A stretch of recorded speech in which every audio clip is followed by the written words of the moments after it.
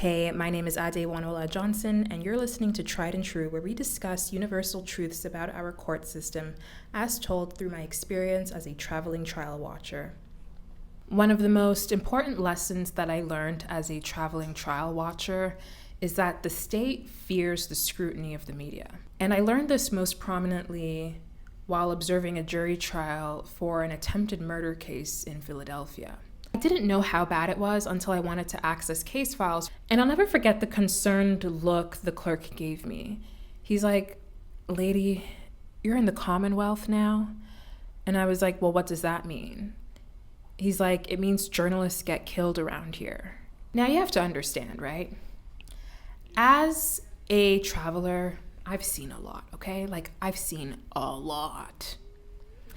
That's the kind of comment I expect to hear in a place like, I don't know, Nigeria, Cuba. I'd even expect to hear it in Italy, okay? I mean, I used to live in Sicily, which is the birthplace of the mafia. I'd expect to hear a comment like that in Italy. So it begs the question, why am I being told in the land of the free, right? In the United States of America, in the birthplace of American democracy itself, because that's what Philadelphia is, right? That's where the Declaration of Independence was signed, in Philadelphia. Why am I being told, here of all places, that if I ask for case files, that I might get killed? And so at that moment, I looked at him and I was like, well, now I definitely need to read these case files, so hop to it. And then that's when it kind of dawned on me. And I was like, wait a second here. I've noticed that the courthouses I visited have all had these signs plastered on walls saying things like phones, recording devices, cameras are all not allowed because they want to protect people's privacy. And it's like, wait, since when has a surveillance state ever cared about people's privacy? Because I've never seen it. Have you? And it all started to make sense because prior to landing in Philadelphia, I had emailed the courthouse and I was asking them just pretty basic questions and they were responding to my emails. But then when I got to, okay, how do I secure a media pass so that I can record things in the courtroom? No answer.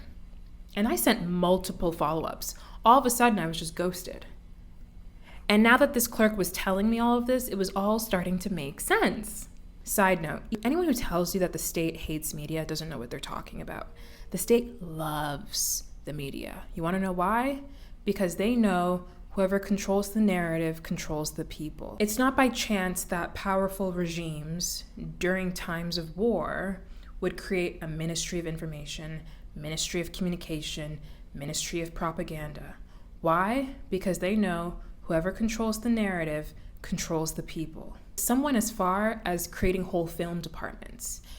And this isn't something that is relegated to the past. This is something that still happens to this day. I once had an Israeli friend who completed mandatory military service in the film department. And it begs the question, why does one of the world's most powerful military forces have a film department? And we think the state hates media? No, they don't hate the media. They use it all the time. Even within the court system, they will use media, right? Think of it this way, right? Whenever someone's charged with a federal offense, what does the state do? They announce that they've made arrests by issuing press releases. What do the police do whenever they successfully execute a drug bust? They conduct a news conference about it.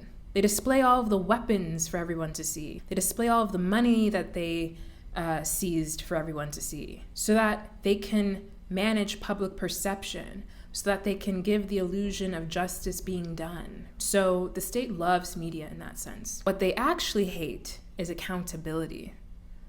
And to them, accountability is synonymous with journalism.